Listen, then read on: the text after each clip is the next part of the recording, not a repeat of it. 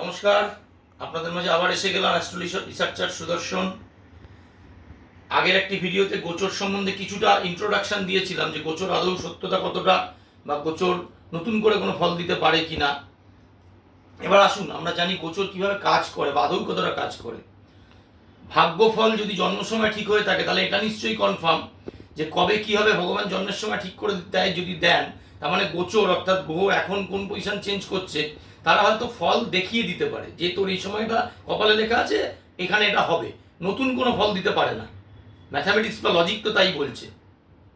আচ্ছা, গোচর ফল কখন কিভাবে পাওয়া যেতে পারে? ধরুন সব গ্রহেরই গোচর হতে পারে, কিন্তু আমরা মোটামুটি রাহু কেতু এবং বৃহস্পতি এবং শনির গোচরটা ধরি। যেহেতু রাহু এগুলো স্লো মুভিং প্ল্যানেট, বৃহস্পতি একটা ঘর পার করতে একটা রাশি 1 বছর থাকে, শনি 2.5 বছর থাকে, রাহু কেতু 1.5 বছর করে থাকে। তাহলে ধরুন শনি এখন আজকে ধরুন একটা এই মাসে জুলাই মাসে সাপোজ একটা ডেট 2-3 তারিখ চাই হোক, শনি ধরুন এখন নিজের ঘরে কুম্ভে বসে আছে। এবার নিজের ঘরে যখন শনি কুম্ভে বসে রয়েছে তাহলে কি 12টা লগ্নের কি ফল হতে পারে? এবার জানতে হবে কোন লগ্নের কোনো এফেক্ট দেবে কিনা। গোচর তখনই এফেক্ট দেবে যে গ্রহের গোচর নিয়ে আমরা আলোচনা করছি।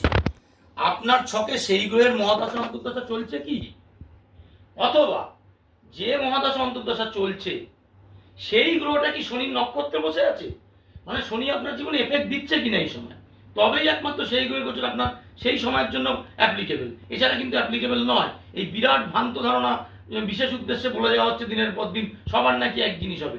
একটা জিনিস মাথায় রাখুন, সব ফল রোজ আমরা পাই না। যদি পেতাম তাহলে এরকম হতো না, রোজ সকালে আপনি উঠছেন, রোজ আপনি একটা নতুন চাকরি পাচ্ছেন, রোজ আপনার একটা করে বিয়ে হয়ে যাচ্ছে, রোজ আমরা বিদেশ যাচ্ছি, রোজ অ্যাক্সিডেন্ট হচ্ছে, রোজ গাড়ি কিনছি। হয় কি? হয় না। দশা অন্তর্দশা অনুযায়ী এবং তার নক্ষত্র অনুযায়ী মানুষ ফল পায়।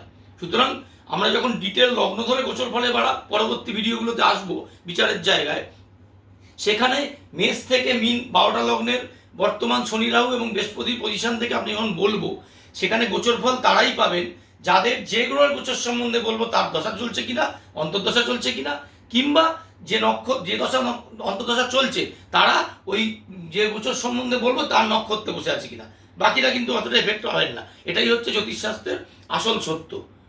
ভালো থাকবেন, আমার ভিডিও ফলো করুন, শেয়ার করুন, আরও বেশি লোকের কাছে পৌঁছে দিন। আমার প্রধান উদ্দেশ্য জ্যোতিষশাস্ত্রের সত্যতাটাকে তুলে ধরা, ফিরিয়ে আনা, বিশ্বাসটাকে ফিরিয়ে আনা। ভালো থাকবেন, নমস্কার।